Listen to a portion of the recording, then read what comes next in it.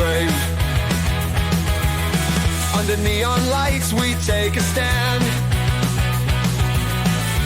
Knights and wizards across the land. 30 days, half September, April, May, and November. All the rest have 31 except for February, which has 28th or 29th. Greetings from February 31st. Woo-woo. It's Friday, which means it's time to take a look at all the tabletop role-playing game crowdfunding type thingies that are coming to an end this week, but you still have a chance to support. And we've got this spooky-looking skeleton man holding a Victorian lamp and a chess piece. Good way to start. This is Fallen London, the role-playing game from Magpie Games. This is based upon the AEDANA role-playing system. It's $149 shipping and handling for the PDF and print versions of the core rulebook and supplement, as well as dice, GM screen, and more. This officially licensed RPG takes a setting from Fall Banners video games, Sunless Sea, Sunless Skies, Mask of the Rose, and Fallen London, and brings it to the tabletop. In 1899, London fell into a vast cavern, and the world is nothing like it was above. There are many kingdoms under the land where death is not permanent, and strange types of beings are citizens of the city. Using an original system, which you can find a sample through the link to the free Kickstarter on the campaign page, you'll deal with mysteries and a different, unique society. If you're a fan of Sunless Sea, this might be you. So, yeah, I've seen bits of Sunless Sea. I know it's like a cyber punky, steampunky, alternate Victorian. You know, the city's flooded, the city's underwater. Most of the travel is done by boat or submarine. It's a pretty cool video game. Definitely different. You know, different take on the mystery investigating / resource management type, game. I need to get a submarine if I remember correctly. And it's got a skeleton wearing a top hat. Now, that does seem a little bit pricey, $150. You do get a dice, GM screen, and more. I'm assuming the more is like patches and stickers and stuff, but let's see. Maybe you get a submarine. There's a book. And, of course, some digital stuff. An actual play.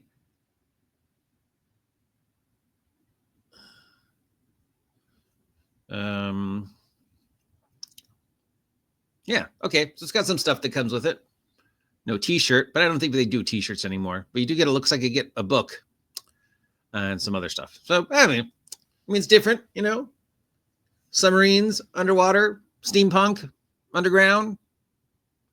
Here we have the Magnus Archives role-playing game, Tangled in the Web, from Monty Cook and Rusty Quill. Because, Monty Cook can't just focus on one. He's got to make another new one.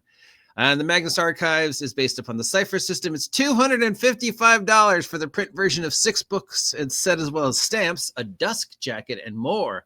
The Magnus Archives is based upon the Magnus Archives podcast. It's modern-day horror, written by the actual author, Jonathan Sims, and takes place in the world of the Magnus Archives. Modern-day horror, investigating, few mortals that stand in the way of the dark while the rest of the world is completely unaware. $255. What do I get for $255? I better get a top hat at least. I get 3 books.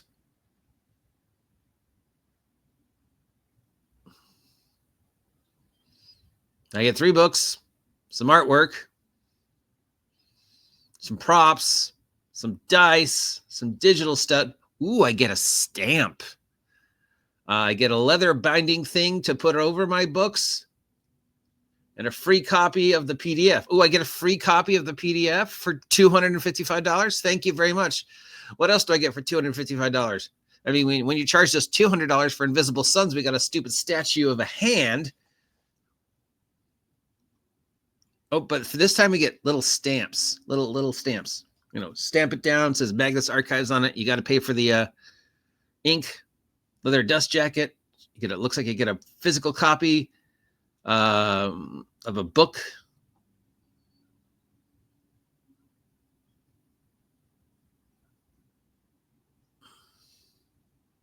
Dice, some props, and the props are printouts and they're digital print thingy. Does that feel like it's worth almost $300? No role-playing game is worth $300. I don't care how good it is. Unless it's going to come over and do my laundry. That's $300 I could spend on food, clothing, rent. Nobody has $300 to spend on a game. I don't care if it's the best game ever made.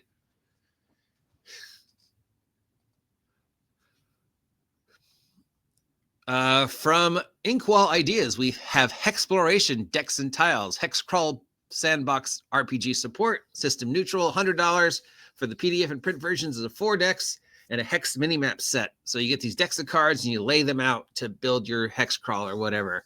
The decks of cards include settle lands, Into the Wilderness, the Underrealms, Otherworldly Domains, blah, blah, blah. Lay the cards out. Oh, you encounter a bloop swamp oracle. Oh, you encounter a bloop swamp oracle. Oh, damn it, I stacked them in alphabetical order again, didn't I? I didn't shuffle them. I mean, it's clever. It's different. I do normally love the cards. $100 though. Plus, I still got to print them out for the PDF, which means I need to get cardboard. So that's even more money. And the amount of ink it's going to take to print it out. I could just get the cards probably for cheaper, or I could just find a random generator online that does the exact same thing for free. I mean, look, I want every independent person out there who's making a product to succeed, even Condor, if he actually gave a damn about the product he put out. But you know, $100, dude. I mean, I want you to be successful. I even want Monty Cook to be successful. I mean, maybe not Monty Cook, but everybody else. But this just people don't have money right now. So expecting them to pay $100 for something that I can find online for free or cheaper than that, plus having to print them out, I don't know.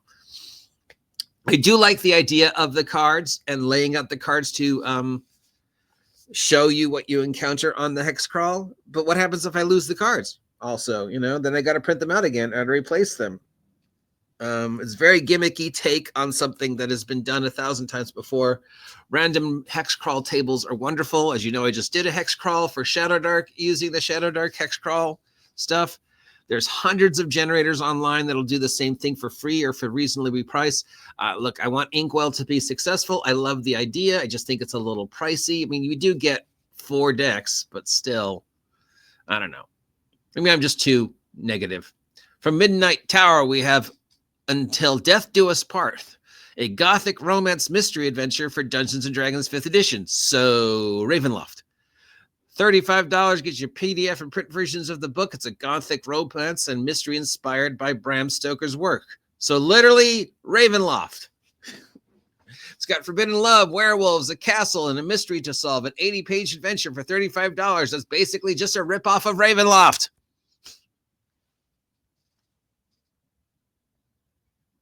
Ravenloft is one of the best role-playing products ever made for Dungeons & Dragons. It set the tone for a whole new take on the genre and created the whole gothic horror Ravenloft rush for fantasy role-playing, and also introduced the idea that you could do that, which of course then led to the creation of the Vampire the Masquerade. $35 for, I mean, the only reason to get this is if you don't have a copy of Ravenloft and you can't find a PDF of Ravenloft. It does just feel like it's just sort of a gothic romance, forbidden love mystery, which is basically Ravenloft, a gothic romance, forbidden love mystery with the main protagonist being a vampire. Oh, Lestat. I mean, I'm not Lestat. I'm a brand new vampire. Oh, Strahd. I'm not Strahd. I'm a brand new vampire. Oh, sparkly dude from that mystery. Nope, not me. Nope. I'm look, the only vampire who's worth anything is Spike, and James has said he's not going to be in the Buffy reboot because he thinks now he's too old to play Spike. And I'd be like, dude, you can still play Spike. Spike got his soul back. He became human to be with Buffy. You can still play Spike. Anyways, I'm probably giving this person too much crap. Maybe I'm just in a crappy mood today. I don't know. I should be more positive about these. Remember, oh, but I forgot. I don't support independent game designers, right? How much is Ravenloft on drive-thru? Let's see if it's worth it. Is it even still on Raven drive-thru?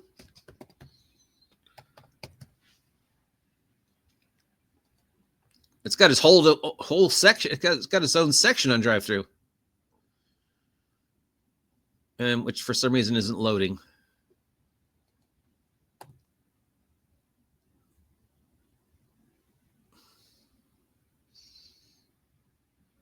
All right, let's choose Ravenloft shopping. The silver anniversary of the original is going for $90. The Castle Ravenloft board game is going for $77. The 4th edition version of Ravenloft is going for $60.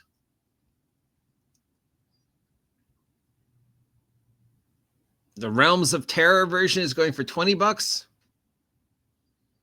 $30 for the novels. Okay, maybe this is a reasonable price. I take everything negative I said about it back. Here's a way to get a chance to basically do the classic Ravenloft updated for the modern day. So if you're for $35, for those of you who can't afford Ravenloft and don't have a copy of Ravenloft and want to support Midnight Tower and want some fangy gothic romance, forbidden love stuff until Buffy shows up and stakes this vampire. Cannot wait for the reboot. Please do not ruin it. Now we go to Zine Quest, because Zine Quest is still a thing going on. We've got Cal Artha, Twin Sun Sutra from Castle Grief. It's an OSR offering new models of play, random tables, and a comic using a brand new OSR classless 2D6 system. We've got Neon City Blues from Eric Bunsell. It's a cyberpunk cozy murder mystery adventure. Cyberpunk cozy murder mystery. So Hercule Poirot, but with cyberpunk. So like guns and stuff. I don't know. In Dreaming Avalon, a role-playing party game from Lumpley Games. It's powered by the Apocalypse, lighthearted romantic party game that blends Knights of the King Arthur with William Shakespeare to create something fresh. Not really a role-playing game. I mean, it's just a party game when you take on roles. It's sort of that weird nebulous spot in between role-playing games like Shadowdark, party games like Exploding Kittens, and board games like Catan. And then we have this sort of weird nebulous party role-playing games like Hero Quest or this. We have Catch Me If You Can't, the secret language of thieves from Game Tease. It's an old school idea about using the D&D thieves language, including a dictionary of the language, breakdown of the symbols, ideas for thieves. So for the longest time, there was this thing that thieves had their own language, and it was called Thieves Can't, which when you think about it is a dumb name, because thieves can't do what? And I don't know if it's still considered a separate language now or just a sort of a series of code words that members of this, group would know to use to to recognize each other. They could be code words that you slip into a normal conversation, or they could just be, like something you wear on your clothing or a way you move your hands. Secret societies have also always used that. So it was sort of generally assumed that every player character thief was a member of the same guild, so they all shared the same unique thieves language, or basically all thieves across the world speak this one. But then wouldn't your individual guilds also have their own secret code words? And, every organization, both secret and public, has code words, has linguals that they just sort of become part of the of the language. I mean, soldiers, military guys, 2 clicks, stuff like that. So yeah, this looks like a zine dedicated to the whole thing. We've got Dungeon Bookmarks by Ozone. This is a series of bookmarks. It's 48 double-sided bookmarks to inspire adventurers to hold your place in the book. One side of the bookmark is a map, the other are notes. So the entire zine is bookmarks. You print them out, which means you're going to need cardboard, I guess. And then you take the bookmark that you like and you go, okay, here's my bookmark. And on the back is an adventure click. Okay, that's cute. It still means I have to print them out, though. All right. Slow week, considering we're going into con season. Fall in London, very pricey, but I love the idea. And from what I remember, the video game is pretty cool. Plus, you get a summary. For $150, I better get a summary. Just doesn't matter if I can't use it. I want a summary in my parking lot. I want all the other people who live here to go, yep, the OG GM got himself a new summary. Dang it. Then we got the Magnus Archives for $255. No role-playing game is worth $255. I don't care what you send me, unless it comes with a top hat. Then we got this clever idea, which I may be a little too hard on. I love the idea. It feels a little pricey, but I love the idea. And then this is your chance to get Ravenloft if you don't have $90 to spend on Ravenloft. It's gothic, romance, vampires, stuff like that. What's not to love for 5e? And then we got some zine. Again, pretty slow week considering it's con season. I know it's hard to, it's weird saying that this time every year, knowing that tomorrow's March, we're technically going into spring. Con season is beginning. The march towards summer, the march toward the road to WrestleMania begins. It's so weird because it feels like it's still winter, but nope. Time moving forward, 2026 can't be coming soon enough so we can, do some elections in 2026. I'm just saying.